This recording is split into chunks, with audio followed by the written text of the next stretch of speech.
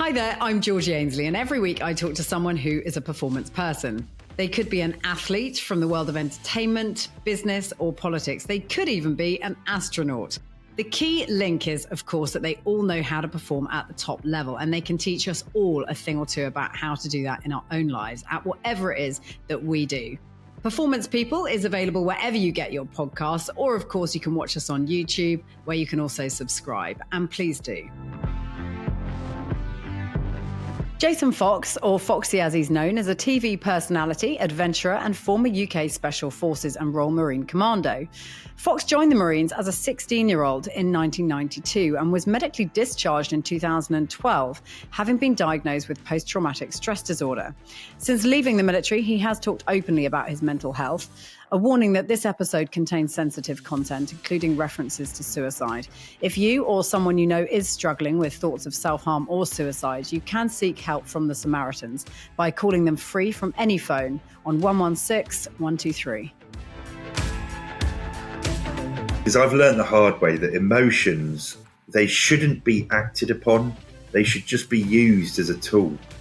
Like, emotions there to basically alert you to something, that there's something that you should pay attention to, and that you should think very carefully before you carry out your next moves.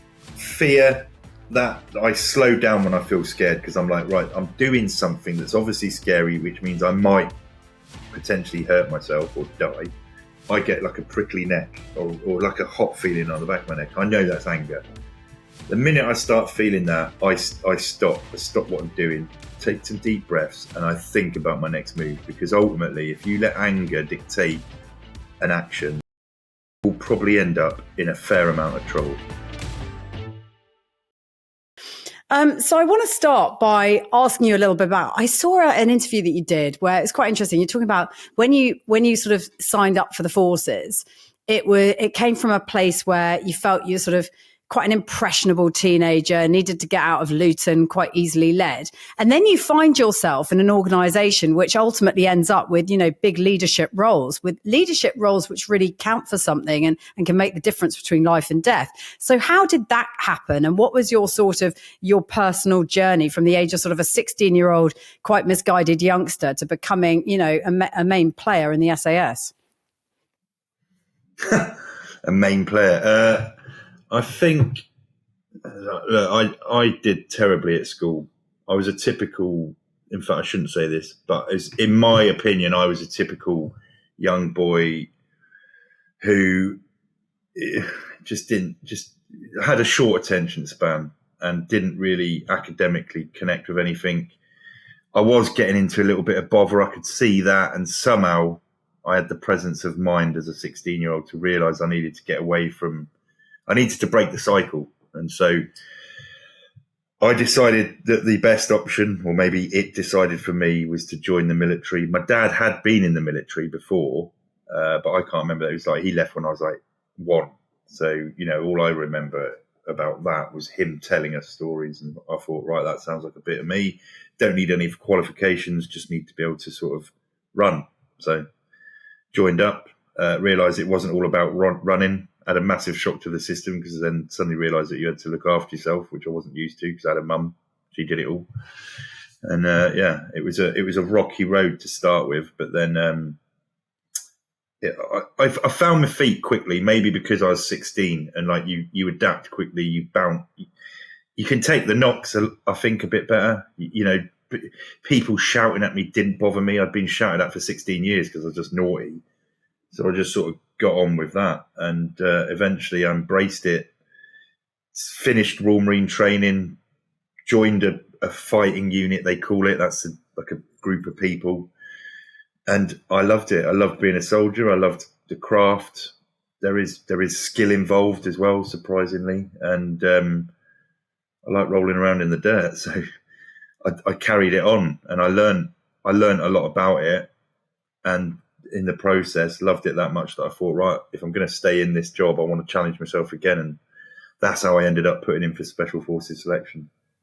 Interesting, isn't it? Who the army and who the armed forces attracts. because I was speaking to a friend of ours who is a human performance coach for a sports team. And he said he was really on the wrong side of the tracks or heading down that pathway. And he had to do something about it. And he just found the discipline and the structure and the routine of that setup suited him or was what he needed. He says it saved him. Do you feel the same way? Yeah, 100%. I wasn't a lost soul. I was just lost in my direction. And I had all these amazing ideas when I was younger. I can remember thinking at some point, I don't know why, that I wanted to be a graphic designer. I don't even know what it meant. And I was like, oh, that sounds cool. And I think it was because you could draw. And it soon became apparent that was not going to happen. And so, yeah. And because of where I was growing up, being easily led, I was like a skinny little runt. Things weren't going well. I can remember my last day of school was catastrophic, and I was like, right, I need to do something. And ultimately, yes, joining the military did save me. Whether it saved my life, I don't know, but it definitely saved me and pointed me in the right direction. I want to know what was so bad about that last day of school. What did you do? I bunked. You've asked. You asked for this. I bunked off. Me, 2 other lads, 3 girls. We went and found a load of booze. Hung out by the wreck. There's always a wreck in there involved. Got absolutely shedded. I then produced the bottle of booze that I stole from my dad's drinks cabinet. I was 15. I looked about 10, and I proceeded on my own to drink 75 centilitres of Bacardi, and got absolutely baggage. Crawled a mile back to school into the class I was supposed to be in. Proceeded to get naked apparently, and yeah, it was a disaster. I got taken home. I ended up getting my stomach pumped. Yeah, it was. I became a face in the school for a little bit. Anyway, that's what happened. I got into a lot of trouble. My old man was more annoyed at the fact that I'd stolen booze as opposed to the whole embarrassing the family name. And what did your dad say to you about going into the armed forces? What was it? Obviously, he had been there, done that, got the T-shirt. What was his sort of take on? Did he give you any advice about, how to cope with it, how to excel at it? Like, what was his take on you being part of that? My dad he was a good dad, actually. He taught me and my brothers quite a bit about other stuff that you don't normally get taught about. He took us fitness training. As youngsters, got us running, got us into fitness, got us into sport, taught us how to map read when we were on holiday, little survival, all that sort of stuff. So it was a gradual process. I think he taught us to be resilient. Weirdly, just before I decided to join, I was a typical teenager. I was, I wouldn't get out of bed. I was a nose for my mum. He's always telling me off and pulling me in line. And he actually said to me, he says, you'll never make it because you just haven't got the discipline. And I remembered that forever. I still remember it now. And it was like a red rag to a bull. And I think he knew what he was doing. My dad knows me. And I think he realized that's what that was his final parting piece of encouragement, was to basically say that I wasn't good enough. And it worked. Yeah, he knew exactly what he was doing. Like you say, he knew you.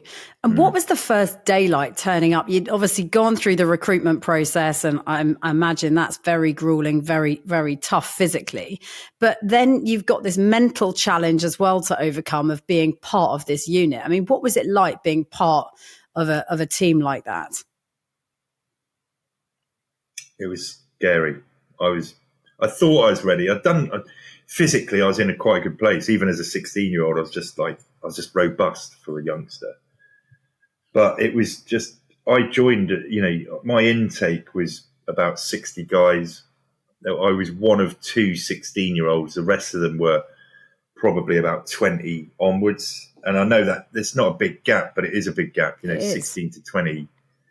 They've lived life. They all had jobs. They'd been to, some had dropped out of uni, some had been to uni, some had careers, and like we were these 2, I would say, handbrakes. We were what applied the, we applied the pressure by being a pain in the arse for everyone because we didn't know how to look after each other.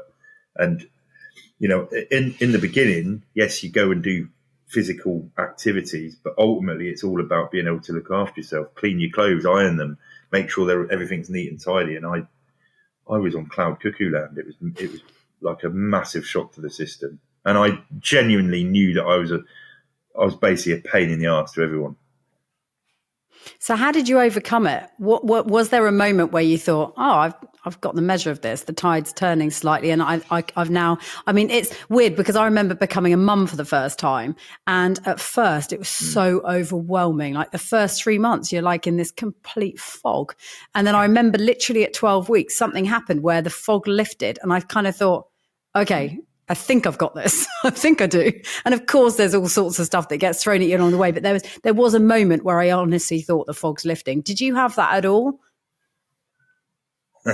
First of all, I'd suggest that becoming a mum is harder than this. But yeah, I did.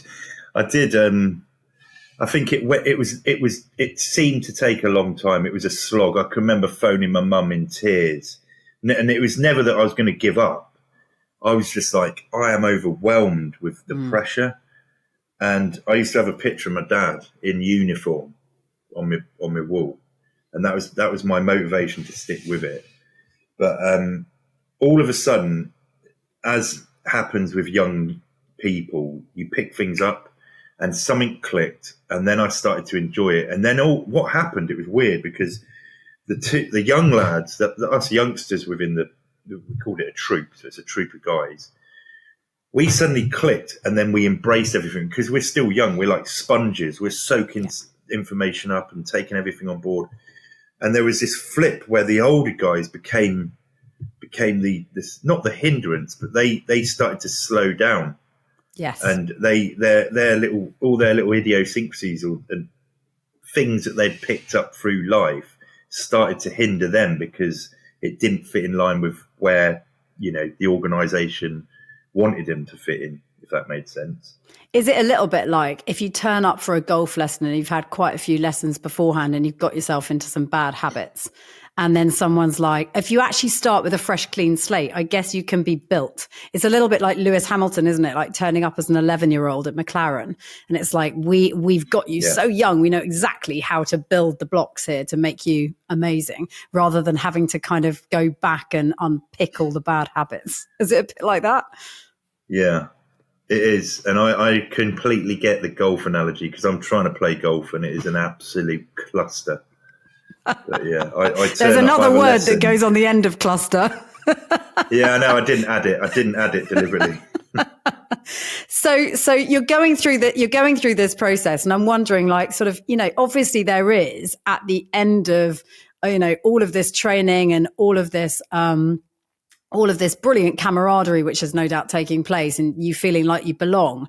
Well, there is possibly the prospect of battle, right? The prospect of, friends dying, the prospect of loss of life, and being confronted with all of that. What prepares you for that? Can you ever be prepared enough for that? I get that you can be prepared physically, but can you ever be prepared emotionally or mentally for that stuff?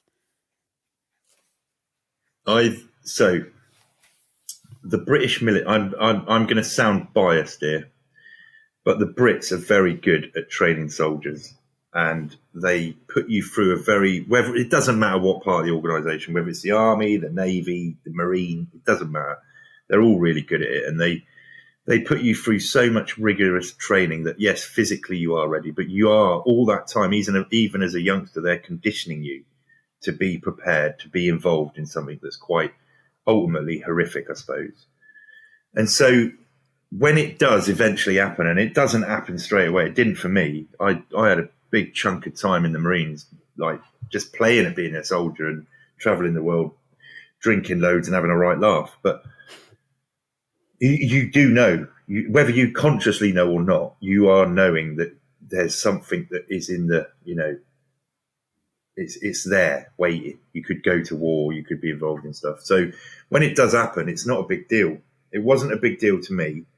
I mean, it was a big deal. I don't mean to like almost sound like I'm paying it lip service. It was a big deal, but it wasn't in a way that it had a massive impact on me. It was like, okay, I'm part of this now. This is what happens.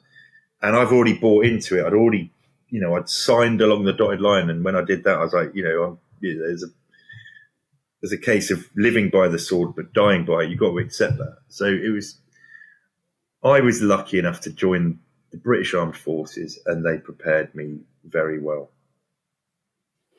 And obviously you go into battle with your comrades, with people that you've, come up through the ranks with. Some of those guys will be older, some of those guys will be younger, and some the same age as you. And how do you manage those friendships or not? Because I guess it doesn't necessarily translate that you end up being best mates with the people that you work with. I mean, I guess I assume it's like a teammate thing and you're all in it together. But actually, how do you manage those dynamics and different relationships? Because presumably you don't love everybody. So I think you do love everybody, but you don't like everybody. So I'm going to go back and dig up some feelings and memories from my time in a Special Forces squadron. There's about, 30 guys, plus or minus, depends on what's going on. You know them intimately. You can trust them implicitly. You know that they've been through. There's a fundamental building block to getting into Special Forces, which is selection. Everyone that gets in has passed that, which tells you they're reliable.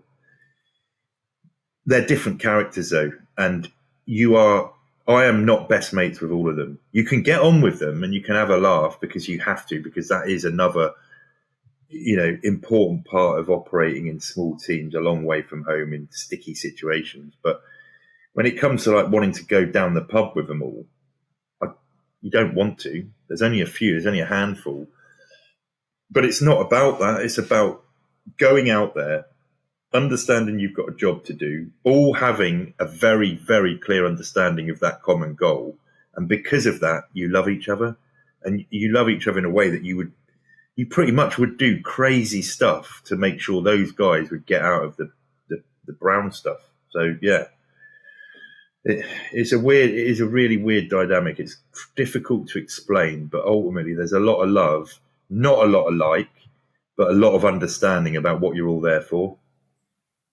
And then when you do find yourself in a situation which is combat effectively, how do you go through a process of, obviously, like you said, you've done the preparation, you're in the moment. What do you do afterwards to make sure you're managing that okay? And that what you've seen, you're sort of decompressing from those moments? Because it's so extraordinary. I mean, it's the most extraordinary thing to put yourself into the middle of. Yeah, the short-term decompression's easy. You'll be away for 6 months, you'll go out, do something, it's chaos. Stuff might happen that's not nice. And you come back from that and you haven't got an awful lot of time to deal with it. So you'll have discussions, you'll talk about what happened, you'll laugh at some of it, you'll get, I wouldn't say cry, but you get down, or you at least acknowledge the emotion of being sad. But then you're in the thick of it, and you've got to reset and go again. What I definitely wasn't good at was decompression in the long term. So there was a lot of stuff that happened. There was a lot of stress, career induced and life induced. And I was not good at decompressing at that. I didn't really know how to. I hadn't been taught to. When it come to the military stuff, it was easier. Go and sit next to my mate and we'd chat about stuff and laugh at it, cry at it, be sad, be happy, and crack on. But it was the other stuff that I wasn't very good at. I couldn't really. I wasn't good at striking that balance. So I'm probably a bad example of when you ask me that, I'm a bad example. I'm a good example. Short-term decompression, I think you deal with it there and then nip it in the bud. But long-term, when I didn't think that was going to be a problem, and it ended up being a problem, to be honest. It's interesting. Like a lot of people that we speak to on this podcast, really successful people in whatever they might be doing, by their very nature of the title, it's called performance people, right? That's what they do. And that's at the heart of everything. And the common denominator amongst all of them, and almost like a flashpoint, turning point for most of them, is this vulnerability thing.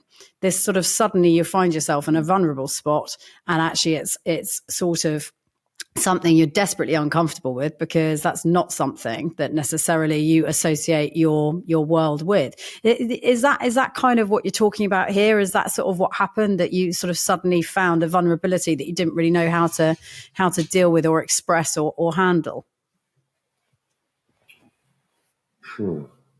Yes, maybe. I joined the military. I got trained up to a good level. I then joined the special forces, and I go and take it to the next level. And there's a lot of money spent on, not just me personally, but yes, I as an individual have had an awful lot of money spent on them to get them to this point. So I'm very good at dealing with being a soldier. That is a fact, I think, and that is a fact for most people in that job. The problem is I have never been taught in my life to deal with life, as in what we all experience, whether that's meeting people, building relationships, those relationships breaking down, kids, arguments, no money, car breaks down, all those things I've never been taught to deal with.